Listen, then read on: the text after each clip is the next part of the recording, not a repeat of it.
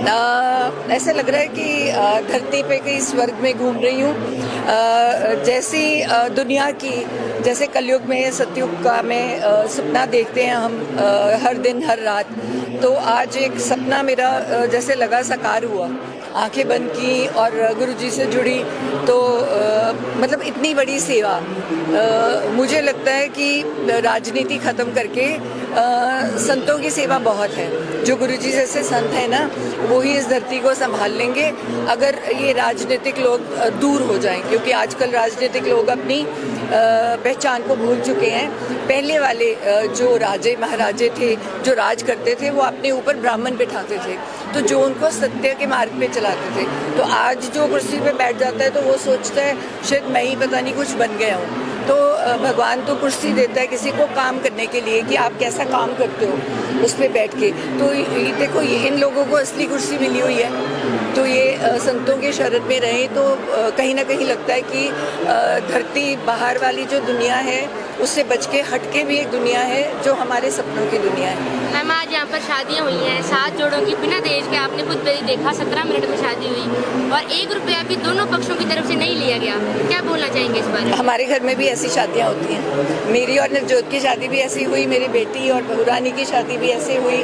और हमारा जितना बन पाता है हमारी टीम से, तो हम भी 100 लड़कियाँ ऐसी ही ढूंढते हैं जिनके माँ बाप ना कर सके, खुद ही सामान इकट्ठा करते हैं कि ताकि हम उनकी कहीं ना कहीं। सबसे बड़ी सेवा है कन्यादान। अगर धरती पे कोई दान है तो वो कन्यादान है।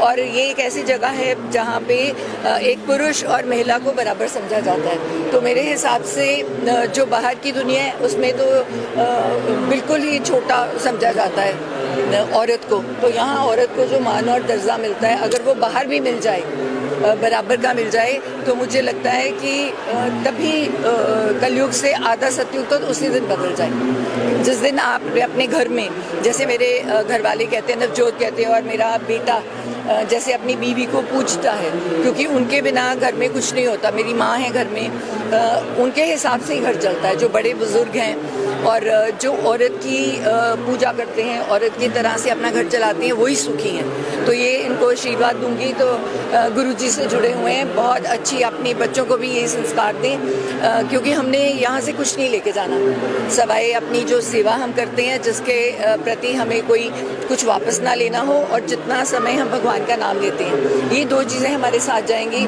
तो मेरा सबसे अनुरोध है कि इन 2 चीज़ों के सिवाय सब बेकार है।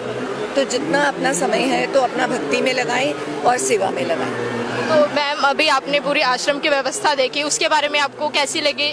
2 लाइनें आप कुछ कहना चाहेंगे? मैं तो आपको बोल रही हूँ कि मैंने कलयुग में सतयुग देख लिया।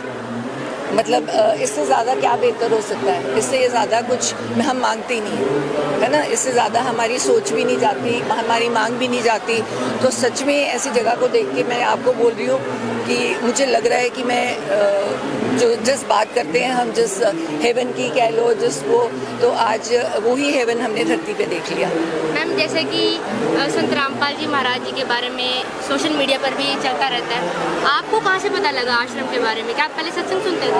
मैं बचपन से ही 3 साल की उम्र से गुरुओं की, साधुओं की, मुझे अच्छा लगता है उनके साथ बैठना। मुझे और कहीं मेरा दिल नहीं लगता था। तो मुझे समझ आ गया कि मेरा रास्ता शायद पुराने जन्मों से कुछ फ़र्क है बाकी लोगों से। मैं संतों से प्रेरणा लेके सेवा करती हूँ, चाहे मैंने डॉक्टरी में की, चाहे मैंने पॉलिटिक्स में की। तो मैं संतों के साथ रहती हूँ, उनकी बानी के साथ जुड़ी रहती हूँ, ताकि ज़िंदगी में मैं कोई ऐसी गलती ना करूँ, मैं किसी का दिल दुखा दूँ। तो जितनी सेवा मेरे हाथों से हो सके, क्योंकि मैंने अपनी बॉडी भी दान की हुई है, और मैंने वैसे भी लकड़ी को वेस्ट नहीं करना, इलेक्ट्रिक क्रेमेटोरियम में जाना है। मेरे घर वाले ने भी अपनी पूरी बॉडी दान की हुई है। तो मुझे जब कैंसर भी हुआ तो मैंने भगवान को धन्यवाद किया। लोग पूछ रहे थे ये धन्यवाद क्यों कर रही है? मैं क्या धन्यवाद इसलिए कर रही हूँ कि मुझे ब्रेस्ट का कैंसर हुआ है। तो ब्रेस्ट की हम किसी कोई फ़ायदा नहीं होता, और मेरे किसी ऑर्गन में एक भी कैंसर सेल नहीं है। तो जो ऑर्गन्स मैंने लोगों के लिए रखे हुए हैं वो भगवान ने मेरे लिए सेफ रखे हैं। तो मैं इसकी खुशी है मुझे। मैम, संत रामपाल जी के बारे में आपको कहाँ से पता लगा? मैं इनके बारे में काफ़ी कुछ पढ़ती देखती रहती थी। जैसे मैं आपको कह रही हूँ कि मैं टीवी नहीं देखती, हमारे घर में थोड़ा सा होता है तो साधना चैनल देख लिया।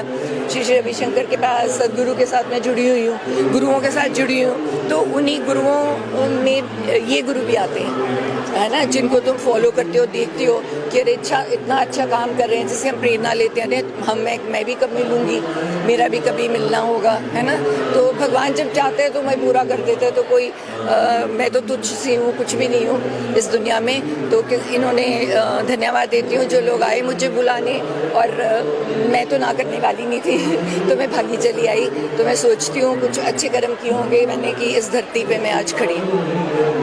बहुत बहुत धन्यवाद आपका। बहुत धन्यवाद आपका। धन्यवाद।